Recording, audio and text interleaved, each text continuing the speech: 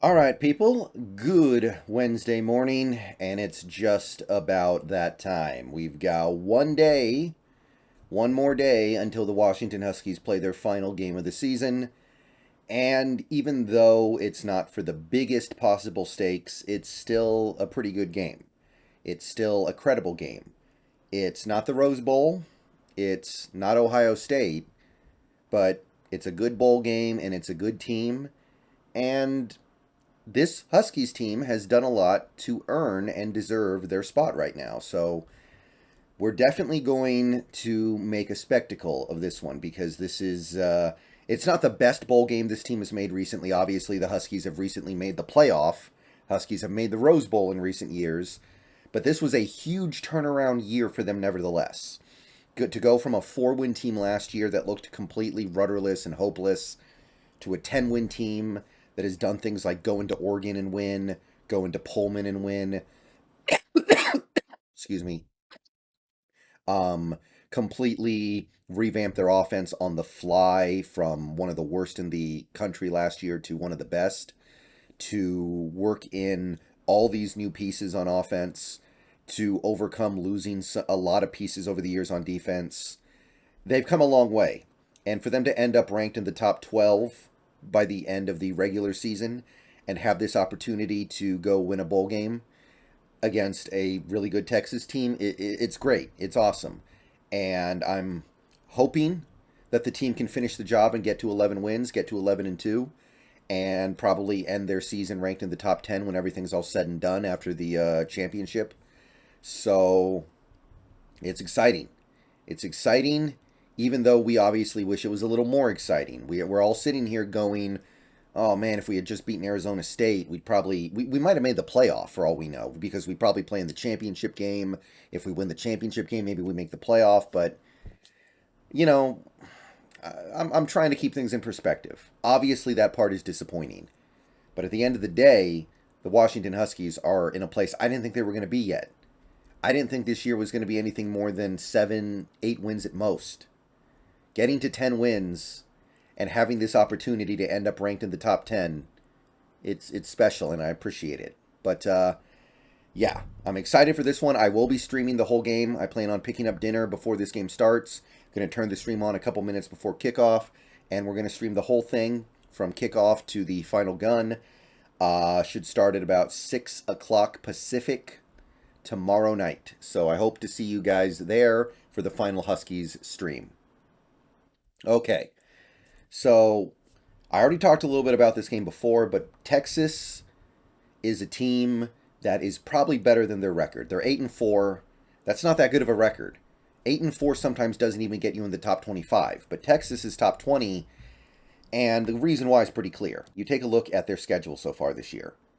They lost by 1 point to Alabama. Alabama, one of the better teams in the country. They lost in overtime to Texas Tech. Pretty decent Texas Tech team. Not a great Texas Tech team, but a competent one. They lost a close game to them. It happens. They lost to Oklahoma State by a touchdown. Oklahoma State was ranked 11th in the country at that time. They're a good team. They lost by a touchdown to TCU. TCU, also one of the best teams in the country. At that time, they were actually ranked 4. I think they're ranked right around there now, too. So, respectable losses. Very respectable losses. Remember, their starting quarterback got injured for their loss against Alabama and their loss against Texas Tech. So, they're going to get a little bit of understanding for those games that other teams might not because they didn't have Quinn Ewers. Now, not that Quinn Ewers is a great quarterback. In fact, you could argue that Card has actually played about as well. But it's still a backup quarterback. And you can see why this Texas team is getting some credit that their record doesn't indicate they deserve. So, 8-4, really respectable losses. A couple really nice wins, too. Like they beat Kansas State. Kansas State at the time was 13th in the country. They've beaten decent Baylor teams and decent Kansas. Kansas kind of fell off a cliff there at the end, but they've won some respectable games as well, beating Oklahoma 49-0. Now Oklahoma wasn't good this year, still 49-0 for your biggest rival. That's got to mean something. And yeah, you put it all together and you have the recipe for a team that is probably a 10-win team in an 8-win team's body. Now, I am a little bit surprised, despite everything I just said, that Texas is a healthy favorite in this game. They're 3-point favorites. ESPN Matchup Predictor says 3-1 Texas, and most people are picking Texas to cover 3.5 points. So basically, it's not a huge spread, but it's a clear spread. Texas is expected to win. And I will say, I don't know if that's totally fair. Maybe it's because the game is in Texas. Maybe it's the Alamo Bowl, so of course the game is in Texas. Texas has a little bit of a home field advantage. But I think the reason why the odds makers have made this game in favor of Texas, why they have Texas favored, is because not so much of what these two teams have done over the course of the year, but it's about what they think Texas could do to us in this game. What I mean by that is, what they do is run the ball. They have maybe the best running back in the country in Bijan Robinson. He's probably going to be a first-round pick this year. And they run the ball for about 200 yards a game. They run it. Bijan Robinson, dominant player this year. They have good players behind him as well. They're able to control the game, control the ball, control time of possession, not risk turnovers because of how good Bijan Robinson is in the backfield. So, because of that, sorry my cough's acting up a little bit right now, by the way. Usually isn't this bad. But the reason why I think Texas is favored in this game, despite having a worse record, a worse ranking, etc., is because this Washington defense was pretty good this year, but I think there's a sense that we haven't run up against a challenge of stopping the run like this, and that Texas is going to be able to do whatever they want on the ground, and if that happens, it's going to be like what you see from the Seahawks a lot, where all these other things in the game are happening, but it's so hard to get a win when you can't stop the run because it allows the other team to dictate everything.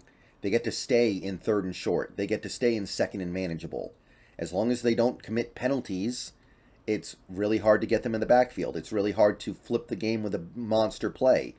It's really hard to get interceptions when their quarterback is just handing the ball off and watching the running back do what he does. So I think that's why this game is slanted towards Texas in the odds. Simply because I believe that despite all the things the Huskies have done this year, there's a sense that we're not going to be able to hold up against this rushing attack. And at the end of the day, the tortoise beats the hare. Something like that. That's the best I got, because otherwise, it doesn't make a whole lot of sense, right? The Texas defense has been good this year, but it hasn't been any better than the Cougars' defense, and we lit up the Cougars' defense. We've lit up some other respectable defenses this year. This offense has put up points on pretty much every team they played this year, and there's no reason why Michael Penix shouldn't go off in this game. He should be fine. He's playing in good conditions. He's got his playmakers around him. Nobody's sitting out this game, to my knowledge. This Texas defense, like I said, it's good, but it's not hyper elite or anything. I'm not looking at them going, oh, our offensive line isn't going to be able to deal with this front and our receivers aren't going to be able to get open. No, I think it's going to be a healthy challenge, but I think we're up for it. And Quinn Ewers, this passing attack led by Quinn Ewers, is nothing special. Obviously, Quinn got hurt, but even if you remove that injury from consideration, this is a very mediocre passing attack. It's all Quinn Ewers can do most of the time to just manage the game, drive the bus, and not turn it over. He can do those things. He is an immense talent. I like him. Very intriguing 2024 draft guy. But as of right now, he's just a kind of a bus driver. He's the guy who watches Bijan Robinson drive the bus to where it needs to go, and then maybe he parks it in the garage. I don't know. I lost the metaphor there. But the point is, this Texas team doesn't have a great passing attack.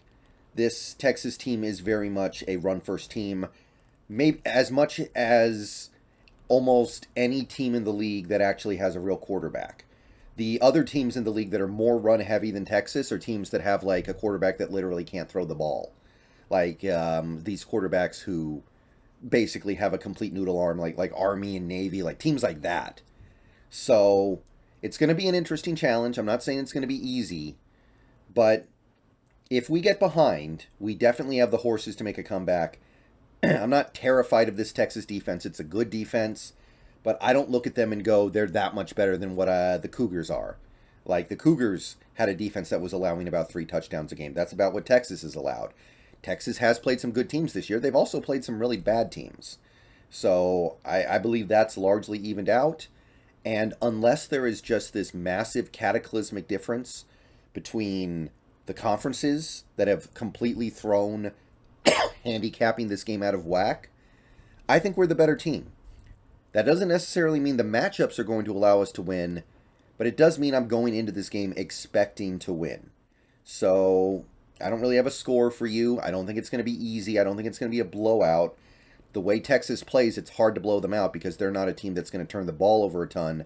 They're not a team that is just going to let the game completely get away from them. But I think it's going to go back and forth. I think you're going to get a healthy number of points. And I think at the end of the day, what we can do with our passing attack is going to outweigh what they can do with their rushing attack. It's been a while since both teams have played football. I don't know how that's going to affect things, but that's the case for most bowl games. So I'm ready to kick back, stream the whole game. Hope to see you guys there. The last Husky stream we did for the Apple Cup was great. We had massive attendance for a Husky stream. Usually it's way less than 100 people in there because it's college football. It's the Huskies. For the Apple Cup, we had over 200 people in there at various points. It was a great stream. Let's try to replicate it for the Alamo Bowl. See you guys there. See you guys later today in other videos. There's going to be some streams on Twitch. I think you guys know the drill by now, but everybody have a great rest of your day, and hopefully by the end of, let's call it 9:30 tomorrow, we're going to be singing Bow Down to Washington. Either way, successful season, but let's make it just a little more successful this week. Bow down to Washington.